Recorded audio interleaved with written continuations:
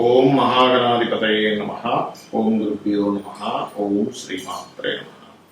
పరమేశ్వర స్వరూపమైనటువంటి జ్యోతిష, వాస్తు మరియు ఇతర అనేకమైనటువంటి శాస్త్రములను మనకు అందించినటువంటి మనుషులకి నమస్కారం.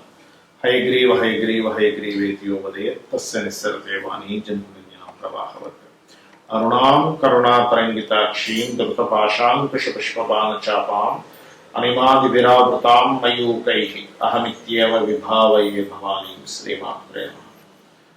చాలామంది నాకు వాట్సాప్లో కానీ లేనట్లయితే మెసేజెస్లో కానీ పెడుతున్నటువంటి మెసేజ్ ఏమిటి అంటే, ఏమండి మాకు అష్టమి శని నడుస్తుంది, అర్ధాష్టమి శని నడుస్తుంది, అదేవిధంగా ఏలినాటి శని నడుస్తుంది, దీని నుంచి బయటపడడానికి ఏదైనా మార్గం ఉందా?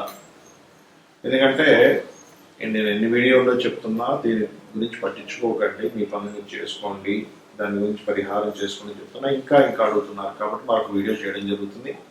అంటే మొట్టమొదటిగా అసలు అర్ధాష్టమి శని ఎవరికి జరుగుతుంది అంటే వృశ్చికం వారికి జరుగుతుంది. అష్టమ శని కర్కాటకం వారికి, ఏలినాటి శని ప్రత్యేకంగా ఇప్పుడు మకరము, కుంభము, మీనము వీరికి జరుగుతుంది. అదేవిధంగా ఒక్కొక్కరికి ఇంతింత కాలం ఉంది.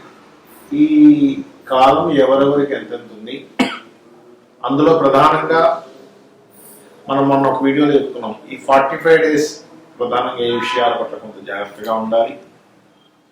అదేవిధంగా ఈ శని యొక్క ప్రభావం వల్ల ఏ రెమెడీస్ చేసుకోవాలి, ఇవన్నీ కూడా మనం ఒక్కొక్క రాశి పరంగా చెప్పుకుందాం. కర్కాటక రాశి చూద్దాం. కర్కాటక రాశి వాళ్ళకి అష్టమ శని జరుగుతుంది. అష్టమ శని అనగానే అందరే అనుకుంటారంటే అష్టమ శని అనగానే అష్ట కష్టాలు వచ్చేస్తా అనుకుంటారు. ఏమీ ఉండదు, గుర్తుపెట్టుకోండి. నేను మీకు గత వీడియోలో చాలా వీడియోలో చెప్పాను. సీనియర్ ఎన్టీ రామారావు గారు ఏలినాటి శని నడిచేటప్పుడు ఆయన సీఎం అయ్యాడు. జగన్మోహన్ రెడ్డి గారు కూడా అర్ధాష్టమ శని నడిచేటప్పుడు, అష్టమ శని నడిచేటప్పుడే ఈ కాంబినేషన్స్లో ఉన్నప్పుడే లగ్నరీత్యా, రాశిరీత్యా కానివ్వండి సీఎం అవ్వడం జరిగింది.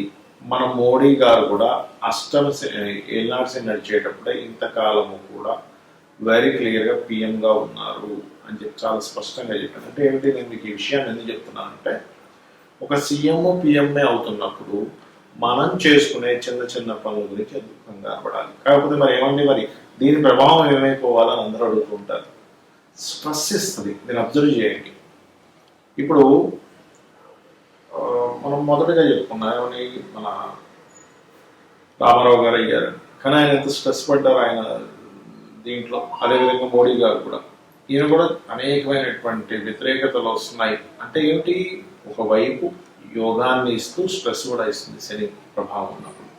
స్ట్రెస్ ఉంటుంది కానీ యోగంకి ఎక్కడికి పోదు, ఇది అర్థం చేసుకోండి. ఎందుకంటే ఏ జన్మజాతకంలో అయినా యోగాన్ని ఇచ్చే కారకుడు ఎవరంటే శని భగవాన్. కర్మ కదా, కర్మ యొక్క యోగాన్ని ఇవ్వాలి ఆయన.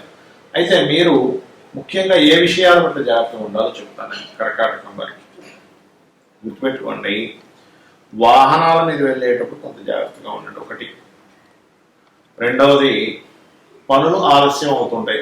8 hours అంటే ఆలస్యము, లేట్, లేదా ఊహించనటువంటి మార్పులు జరుగుతూ ఉంటాయి. ఇలా అనుకున్నానండి కానీ ఏమిటి ఇలా జరిగింది అని అనిపిస్తూ ఉంటుంది. కాబట్టి ఊహించినటువంటి మార్పులు మనకి తలెత్తుతూ ఉంటాయి, చాలా జాగ్రత్తగా పెట్టుకోవాలి. అలాగే మరొక విషయం ఏంటంటే, ఇక్కడ గమనించాల్సినటువంటిది, ఊహించినటువంటి మార్పులు మరియు వీటితో పాటు పర్టికులర్గా మీరు పూర్వీకుల ఆస్తులకు సంబంధించినటువంటి విషయంలో కొన్ని తప్పుడు నిర్ణయాలు తీసుకుంటారు కర్కాటకం వారు. పూర్వీకుల ఆస్తులకు సంబంధించిన విషయంలో ఈ విషయం పట్ల కాస్త జాగ్రత్తగా ఉండండి. మరియు అష్టమ స్థానంలో శని యొక్క సంచారం జరిగేటప్పుడు ప్రత్యేకంగా తెలియకుండానే అష్టమ స్థానం అనేది సీక్రెట్ హౌస్ అంటూ ఉంటారు. అదీ కాక కర్కాటకం నుంచి ఈ యొక్క కుంభరాశిలో శని సంచారం, కుంభరాశి సీక్రెట్ సైన్, కుంభము వృశ్చికము రెండు కూడా. ఈ సీక్రెట్ సైన్స్లో శని భగవానుడు ఉన్నప్పుడు ఏమవుతుందంటే, మనకు తెలియకుండానే వెళ్ళి కొన్ని చేయకూడనటువంటి సీక్రెట్గా కొన్ని పనులు చేస్తూ ఉంటారు. ఇటువంటి వాటిల్లో వెళ్ళి ఇరుక్కోవడం జరుగుతుంది. కాబట్టి ఈ యొక్క విషయాల్లో జాగ్రత్తగా ఉండాలి. మరి ఏదో ఒక లాభం కూడా ఇవ్వాలి కదండి, శని ఒక దగ్గర ఉన్నప్పుడు అంటే ఇస్తాడు, ఎందుకు ఇవ్వడు? ఏమిటా లాభము అంటే, విదేశాలకు వెళ్ళేటువంటి విషయంలో సహకరిస్తాడు శని ఇక్కడ. ఎందుకు అంటే మనకి జ్యోతిష్ శాస్త్రంలో సప్తమాధిపతి కూడా ఆ యొక్క బలం ఉంటుంది. సప్తమాధిపతికి అష్టమాధిపతికి కూడా విదేశాలకు వెళ్ళేటువంటి బలం ఉంటుంది. అష్టమం అంటే మనిషి ఇక్కడ ఉండకుండా ఎక్కడికో వెళ్ళిపోవడం, కాబట్టి ఆ యొక్క బలాన్ని ఇస్తాడు. అలాగే చూసుకున్నట్లయితే ఏదైనా ప్రాపర్టీ కొనుగోలు కూడా చేయిస్తాడండి. అక్కడ ఉన్నప్పుడు శని కొనుగోలు కూడా చేయిస్తాడు. మీరు గమనించండి, కర్కాటకం వారు ఖచ్చితంగా కొనుగోలు కూడా చేస్తారు. ప్రాపర్టీ బలం కూడా ఉంది. అంటే ఎందుకు కొనుగోలు చేస్తాడండి? చూడండి ఎంత లాజిక్ ఉంటుందో. మనం ఏమీ కొనుగోలు చేయలేదు, ఏ లోను తీసుకోలేదు, ఏమవుతుంది? ప్రశాంతంగా ఉంటాం. కొనుగోలు చేసాం, ప్రతి నెల కట్టాలి కదా, దానికి ఏదో ఒక శ్రమ ఇవ్వాలి కదా. కాబట్టి ఏంటి, ఒక ఆశ, ఒక కోరిక, ఒక డిజైర్ వెనకాతలే ఒక శ్రమ కూడా ఉంటుంది. కాబట్టి ఇలా చేయిస్తాడు. అయితే దీనికి రెమెడీ ఏమిటి? ఒక విషయం గుర్తుపెట్టుకోండి. ఒకటి, ఎక్సర్సైజ్ చేయండి, ఎక్కువగా వాకింగ్ ఎక్సర్సైజ్ చేయండి. అలాగే మరొకటి ఏంటంటే మీరు పర్టికులర్గా గోశాలకు వెళ్ళి గోవులకి బెల్లం తినిపించండి.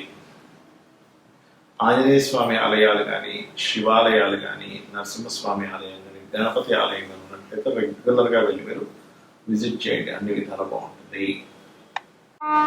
అయితే ఇక్కడ చాలా మందికి డౌట్ ఏంటంటే, నాకు రాశి తెలియదు, లగ్నం తెలియదు, ఏమీ తెలియదు, నాకు ఇప్పుడు ఏలినాటి నడుస్తుందో నడవట్లేదో, అర్ధాష్టమి నడుస్తుందో నడవట్లేదో, అష్టమి నడుస్తుందో ఏం అర్థం కావట్లేదండి అంటుంటారు.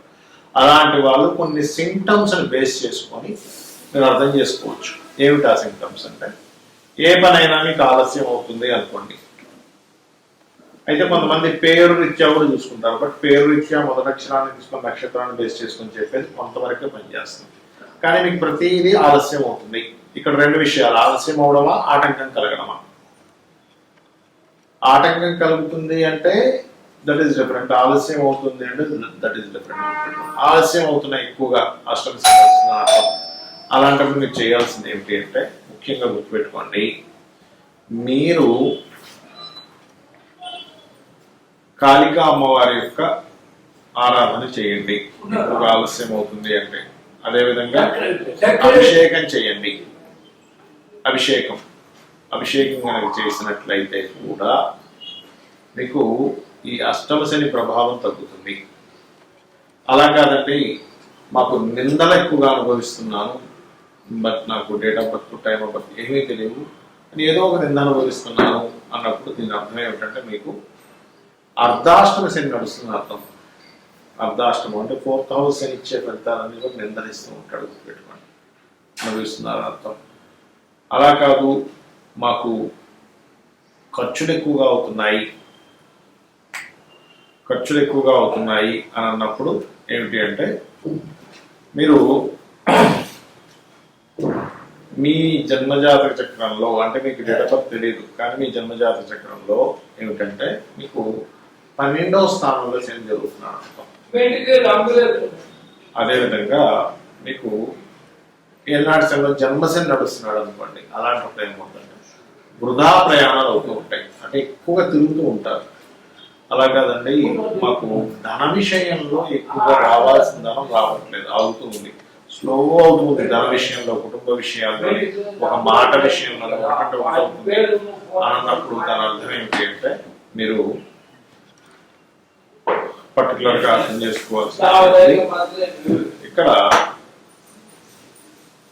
గమనించాల్సింది, శని 2వ భావంలో ఉండేటువంటి ఫలితాలు ఇస్తున్నాను. అప్పుడు మీరు చేయవలసింది ఏంటి అంటే, జన్మశని నడిచేటప్పుడేమో అంటే వృధా ప్రయాణాలు అవుతున్నాయి అన్నప్పుడు వాకింగ్ ఎక్కువగా చేయండి. ధన సంబంధించిన విషయం ఎక్కువ ఇబ్బంది అవుతుంది అన్నప్పుడు, అంటే మీ డేట్ ఆఫ్ బర్త్ తెలియదు కానీ ధన విషయంలో పర్టికులర్గా అవుతున్నాయి అన్నప్పుడు గోవుకి బెల్లం తిరిగించండి. ఇవి పర్టికులర్గా మీ జన్మజాతకంలో ఏంటో తెలియనప్పుడు చేయాల్సినటువంటి గుర్తుపెట్టుకోండి.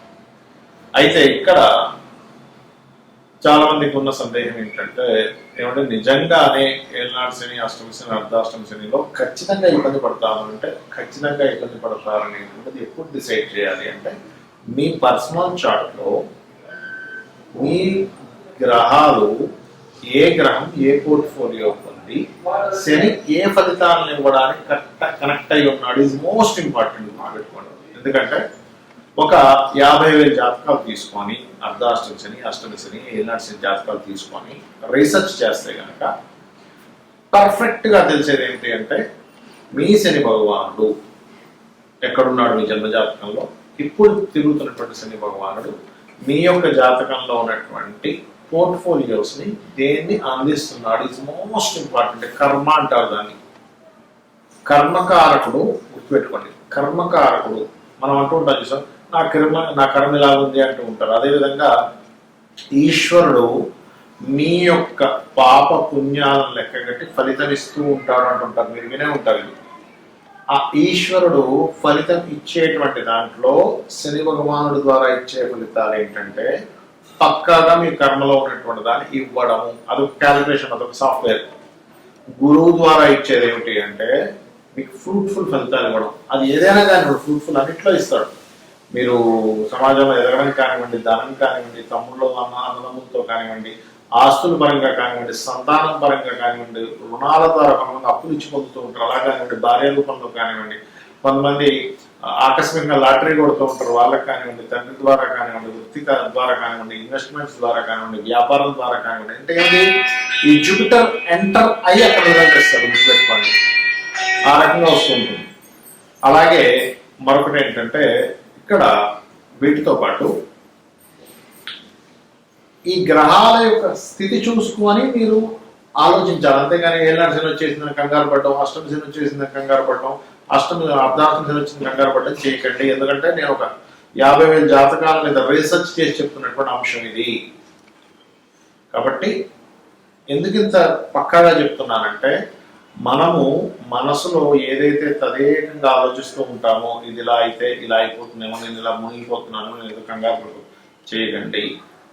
గ్రహాలు, శని భగవానుడు కావచ్చు, గ్రహాలు వీళ్ళెవరు శాడిస్ట్ ఏం కాదు. మన కర్మ బట్టి ఆ గ్రహాలు అక్కడ ఉంటాయి. కాబట్టి అన్నిటికంటే అద్భుతమైనటువంటిది నేను మీకు ఇవాళ చెప్తాను. అంటే ఏ శని నడుస్తున్నా, ఏ నడుస్తున్నా కానీ చండీ పారాయణం చేయండి. చండీ పెట్టుకొని చక్కగా కళ్ళు మూసుకొని కూర్చొని వినండి ఒకసారి. దీనివల్ల ఏం జరుగుతుంది, చండీ అమ్మవారు డైరెక్ట్గా వచ్చి మనం ఏం కష్టపడకుండా డబ్బులు ఇస్తుందా? కాదు. మీరు కష్టపడే కష్టానికి ఫలితం వచ్చేలా చేస్తుంది అమ్మవారు. కష్టపడకుండా ఎవరు ఇవ్వరు. ఎందుకంటే కష్టపడడమే భగవంతుడు కష్టపడడం అంటే అర్థం చేసుకోవాల్సింది ఏంటంటే మీరు ప్రయత్నం చేయడానికి, మీరు ముందుకు కదలడానికి ఉన్న శక్తే భగవంతుడు. మీరు ప్రయత్నం చేస్తున్నారు. ఆ ప్రయత్నం ఎలా చేయగలుగుతారండి? కదలలేకుండా ఉంటే చేయగలరా? రాయి కదలగలుగుతుందా? లేదు కదా. మనం కదలగలుగుతున్నాం, మాట్లాడగలుగుతున్నాం, వినగలుగుతున్నాం, పని చేయగలుగుతున్నాం. దాని వెనకాల ఉన్న శక్తి అమ్మవారు. అది అర్థం చేసుకున్నట్లయితే మీకు మీ సమస్యలన్నీ కూడా తీరుతాయి. శ్రీమాత్రేయం.